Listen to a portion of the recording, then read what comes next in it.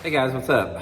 Welcome back here to today's episode of The Fishing Teacher, and much appreciated you guys swinging by the channel to spend some time with me on the video today. Always very grateful for that. Guys, today we're going to be talking about wakebait fishing, how you want to fish them, tips and advice on it, times of the year that they work really good. And in my opinion, there's 2 times of the year that you really need to be fishing a wakebait, and that is during the post-spawn period, like May and June, and then again in the mid to late fall, like October and November. So we got some really good juice I'm going to share with you guys today on today's episode.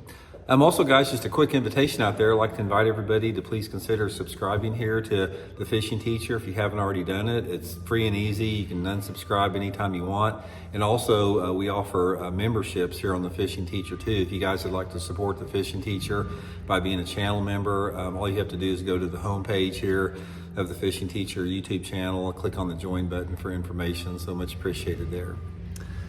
Okay guys, if you're not familiar with it, a wakebait is basically a topwater lure that has a fairly flat lip on it that causes the bait to stay on the top, and actually when it comes through the water like this, it throws a wake off, or a V out off the back of the lure. It's a real subtlety. It's almost like just sort of parts the area behind the lure, and it just sort of wobbles across the surface just about like that, about that speed, coming across a real subtle bait, throws out that little wake behind it. Guys, at times, there's not another better topwater. I mean, when they're on a wake bait, when you have the right conditions, it's some of the most exciting action, and it catches big ones too because it's a slow moving topwater. But there's 2 different times of the year, like I said, we're gonna talk about, which is the post-spawn in the fall. And also, guys, I'll include in my tackle warehouse link here, the link to some different wake baits if you guys wanna pick one up. This is the Megabass I Jack here, which is my favorite, but I'll put that link in the description here if you guys would like to use that. Okay guys, I don't really want to go into the post-spawn because we're not really in that time frame at the time of filming this video. I'm filming this video in September. We'll do a spring wakebait video later on, but I want to talk about the fall time of the year for it. Now here's what you have to have. In order for a wakebait to work, it's a real technique specific as far as conditions go. You have to have just the right conditions for this particular lure to work. And the first thing you have to have is you got to have a combination of clear water and calm water. If you don't have clear water and calm water, this thing is not going to work at all. So I don't really throw a wakebait unless that water visibility is at least, say, 3.5, almost 4 feet. I prefer it to be, say, 4 to 7, or even clear. 4 to 10 foot visibility is the best for a wakebait, in my opinion. And the other thing is you got to have calm conditions, or you have just a bare ripple. You can't have any significant wind whatsoever with this bait unless you have gin clear water. Then I have caught them on it in super clear water if you have a little bit of wind.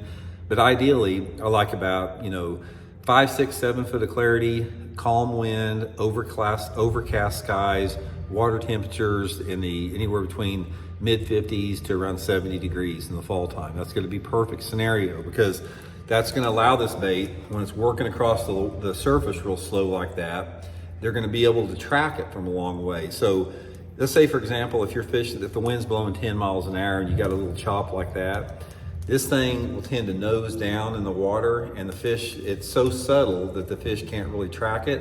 But if you throw this thing on a calm condition, they can see that wake from a long way away.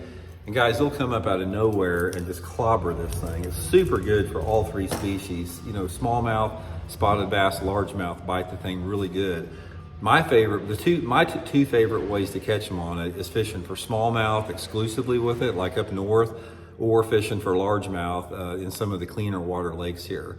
But another couple of different things as far as the type of areas that you want to fish on. There's 2 primary type of places I like to fish. One is on steep banks like bluff banks, and the other is on any type of point.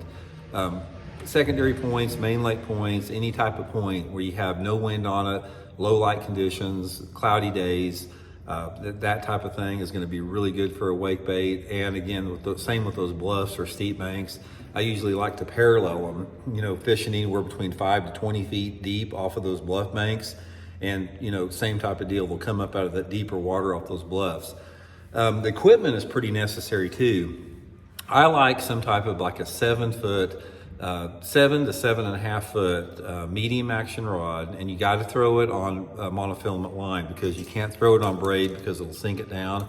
I'm usually using it on 12 to 14 pound test monofilament line. And I like a rod at least 7 feet long, because when I throw that thing out there, this is how I do it. I throw it out there, I keep my rod tip high. And this is the big key.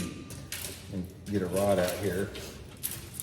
When you throw the bait out there, you know, make your cast and keep your rod tip high, because by keeping the rod tip high, it's going to keep that bait high on the surface and it's not going to dig down. If you try to reel it, you know, just like this, like parallel, a lot of times that bait's going to dig down in the water. So keeping it high like that, reeling it just super slow. You just want it fast enough where that thing is just barely wobbling across the surface. The slower the better. If you work it too fast, the thing will dive underneath the water like a jerk bait. So you want to reel it slow enough to where it doesn't go into the water. So it's just about like this, a nice slow retrieve, steady retrieve, nothing fancy with it. And it takes a long time to make a cast, because you can cast these things a long way. So it may take you, you know, sometimes a minute to get the cast back in if you're just reeling it real slow like that. But guys, under the right conditions, this is some of the funnest ways to catch fish. Like I said, it catches quality fish. It's a big fish lure, and it's really good in the fall time of year. A lot of people don't use it. So anyway, try it out this fall. If you get those conditions, cloudy days, no wind, clear water, put you on a wake bait. Link in the description to some of my favorite wake baits in the description of this video, and hope it helps out. We'll talk later.